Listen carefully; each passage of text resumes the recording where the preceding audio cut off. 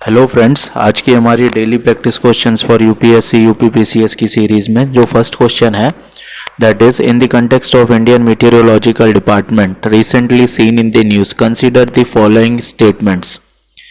Number 1, established in 1875 with headquarter at Kolkata. Second, a member of World Meteorological Organization WMO जिसे कहते हैं. Third, recently provided data for onset and retreat of southwest monsoon. Which of the above mentioned statement is or are true? Now again ये question को answer करने के लिए हमें इसके रेलेवेंस पर ध्यान देना होगा. रिसेंटली इंडिया का जो IMD डिपार्टमेंट है, मीटरोलॉजिकल डिपार्टमेंट है, which is headquartered at now at Delhi.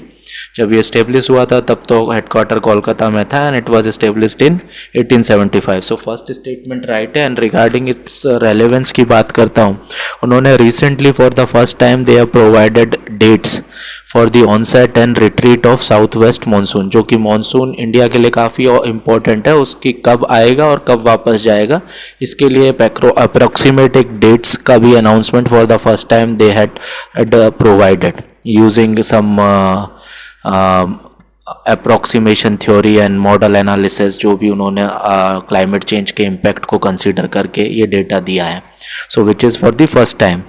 And second thing, that Indian Meteorological Department is also a member of that World Meteorological Organization.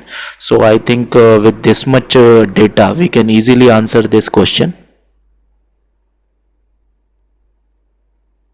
Now आज का जो हमारा second question है that is also highly relevant. Question is in the context of Bureau of Indian Standards, consider the following statements. It is the national standards body of India. Second, it has recently prescribed standards for coverall PPE to be used by healthcare personnel in fighting COVID-19. Third, it makes hallmarking of precious metals mandatory. Which of the above mentioned statements is or are correct?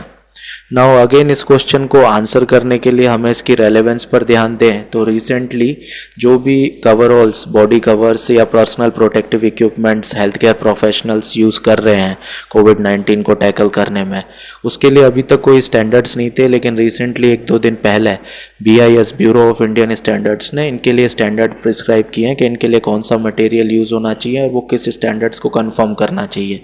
सो उसमें अभी तक तो खाली ये था कि they need to be fluid proof, fluid resistant होना चाहिए. But now they have prescribed one more standard that it need to be virus resistant also. इसको फ्लूड रेजिस्टेंट होने के साथ साथ वायरस रेजिस्टेंट भी ये मटेरियल होना चाहिए जो कि health care professional PPE coveralls, body covers इनमें यूज़ करते हैं. So now people can be assured of the quality of these body covers PPE with this recent development.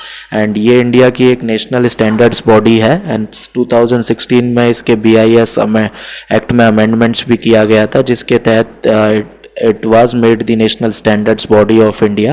and उसके साथ साथ it hallmarking of precious metals such as gold and silver was also made mandatory. So I think all the statements are true and with this much data we can answer anything on BIS. Now आज का जो हमारा third question है as usual it is based on history के ऊपर है ये. and question is in the context of Swadeshi movement, consider the following statements. It saw the widespread participation of peasant class. Second, it was the first mass movement before the arrival of Gandhi. Third, it contributed to the revival of indigenous artisan crafts and industries. Which of the above mentioned statements is or are true? Now again ये question को answer करने के लिए we need to go back into history of modern India और British India we call it. So Swadeshi movement की बात करता हूँ. It ran from 1905 to 1908 and it was opposed to the partition of Bengal presidency as announced by the viceroy of that time Lord Curzon ने जो partition of Bengal किया था administrative reason side करने का करके उसके अपोजिशन में ये मूवमेंट लॉन्च हुआ था. एंड इसमें बंगाल की मिडिल क्लास, लेबर क्लास सभी ने वाइड स्प्रेड पार्टिसिपेशन उनका दिखाता है। And apart from Bengal, India के दूसरे पार्ट से भी इसके खिलाफ प्रोटेस्ट हुए थे। एंड बट अगर हम पर्टिकुलरली पेजेंट क्लास के किसान वर्ग की बात करते हैं तो उन लोगों का पार्टिसिपेशन इतना नहीं था, because this movement didn't take up the peasant cause. जो उनकी कंडीशंस हैं, उनके ऑक्यूपेंसी राइट्स हैं, या जो भी उनकी डिस्ट्रेसिंग कंडीशंस हैं, उनको रेज नहीं किया गया था। So it didn't so the participation of this peasant class. So we can rule out this statement and या we can say that before the arrival of Gandhi ji, it was the first mass movement जिसने गांधी जी के लिए बाद के जो movements उन्होंने launch किए उसके लिए एक प्लेटफॉर्म भी तैयार करके दे दिया था। So second statement is relevant and true. And third, अगर मैं बात करूँ इस मूवमेंट का जो अंडरलाइंग प्रिंसिपल था, that is boycott the foreign goods and go for indigenous.